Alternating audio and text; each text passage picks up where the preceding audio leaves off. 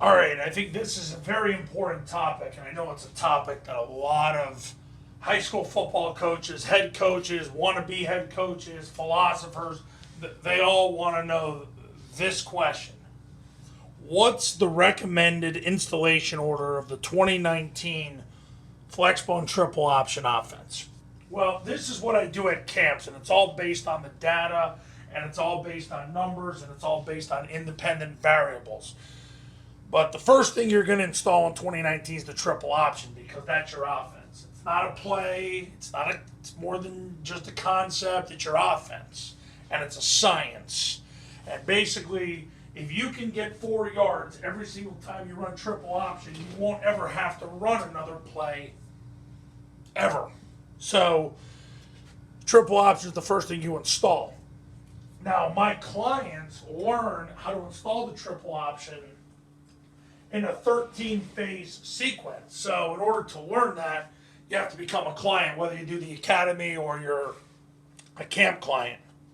And you'll have access to the 13-phase sequence that covers every situation you ever face. The next thing after you install the 13 phases of the triple option, the next thing you're going to install is a zone option. Zone option right now is the most successful play in the offense. You run the zone option where you don't get 4 yards on a give to the B-back, which basically, and I did a video on this not too long ago, but if you've read enough stuff on my website, you kind of understand that you run zone option when you're bad, because what defenses do when you're bad is they're just going to let you hand the ball off. They're going to let you hand the ball off, and they're going to test you to see if you can move the action key, and if you can't, there's no path for the B-back. The B-back gets stuffed, and now you have no triple option. You just have a terrible dive play. So the zone option takes care of that because now you're going to get the ball away from the action key. You're going to run the ball off tackle, away from the action key and the mic, and now they got to play it differently because now you're running with the quarterback. Because you got to remember, when they let you hand the ball off the whole game because you're bad, they're not letting you pull or pitch the ball. So now you're basically taking it into your own hands and going, well, we don't care.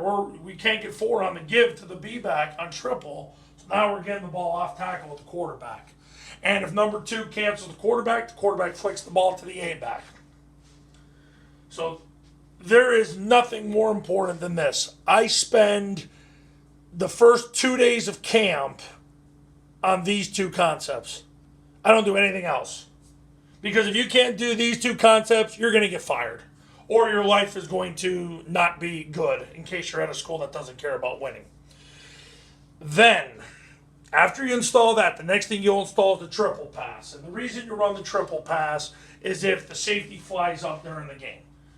You'll throw the triple pass when it's so obvious that the safety's flying up, that a woman in the stands could see that the safety was flying up. And then you're going to throw where the safety's not. This is what Paul Johnson's been doing for 35 years. And basically, the whole purpose of the pass is to take advantage of the team that sacrifices pass coverage for run support. So you'll put that in next. 60-70 is Paul Johnson's drop back passing game. You basically pair this together, and you got yourself in a proper sequence. The toss. Now, you want to put the toss in next because it's another answer when you don't get 4 yards on a give to the B-back on triple option. So the toss is another way to get the ball away from the action key. Last year, Army and Navy ran zone option 4.5 times for every 1 time they ran the toss. So it's almost a 5-to-1 ratio. That's how good of a play zone option is.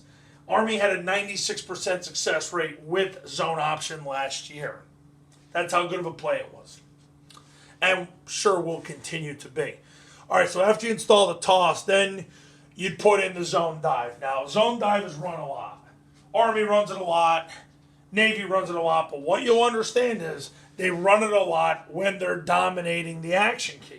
Because what happens, coaches, is if you're dominating the action key, the defense is going to put number 1 on the B-back. And they're going to force you to pull or pitch the ball. And when they do that, you've got them by the you-know-what, and now you just got to squeeze them and run the zone dive. Because just when they think they're canceling the B-back, you block number one, and you hand the ball off because the Mike's running over the top to take the quarterback or the pitch.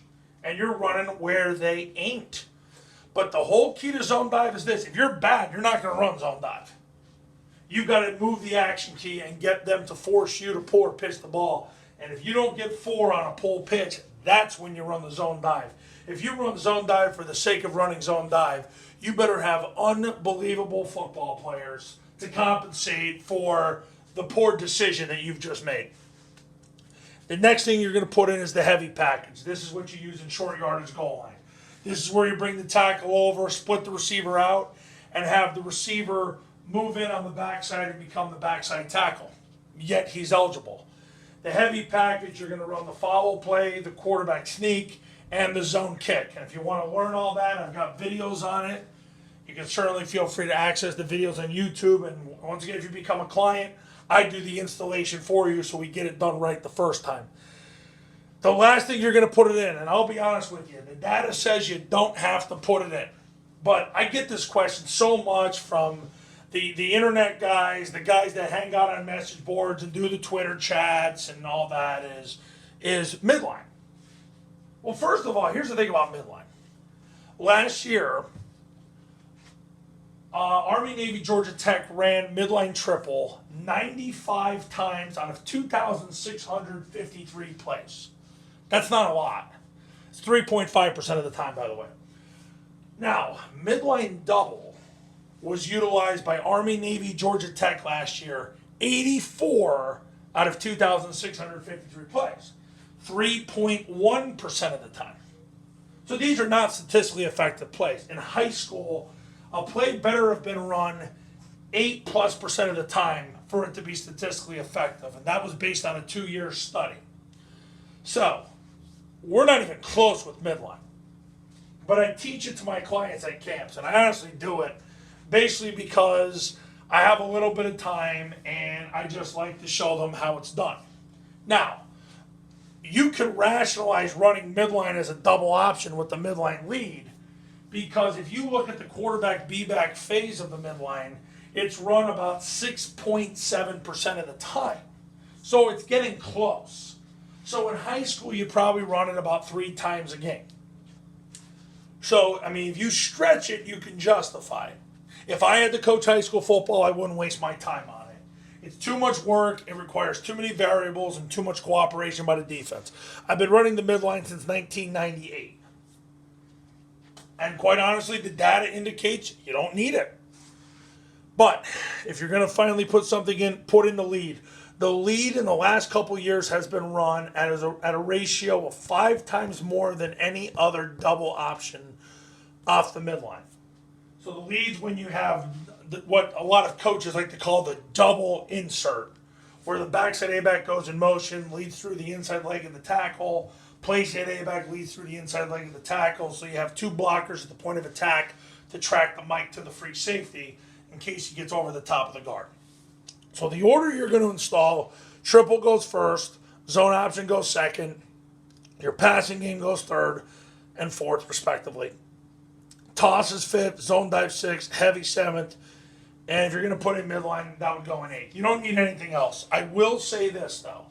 For the trap lovers out there, I have a feeling in 2020, and we're going to evaluate the data every single game, but I have a feeling the trap is going to get real close to getting installed in 2020. Because right now it's about right around 3 plays a game at the college level, and it keeps increasing. And you run trap, basically, it's another way to, when you don't get 4 yards on a give, you run zone option or toss, but you can also run the trap. Because number 1 comes up the field to take the quarterback, the backside guard traps number 1, and then you hand the ball to the B-back. So, it's yet another way to constrain when they force you to hand the ball off. So, that's where we're at in 2019. And coaches, I've got a couple slots open in July, 2 at the most. If you're interested in running a camp at your school, having me come in and making sure that you guys are empowered to execute the offense the right way the first time, call me. 570-332-0265. 570-332-0265. I just finished camp number 5 today in Western Illinois, right outside of St. Louis. And I'm ready to head to camp number 6 in Pennsylvania right now. So if you're interested, give me a call. We'll talk soon.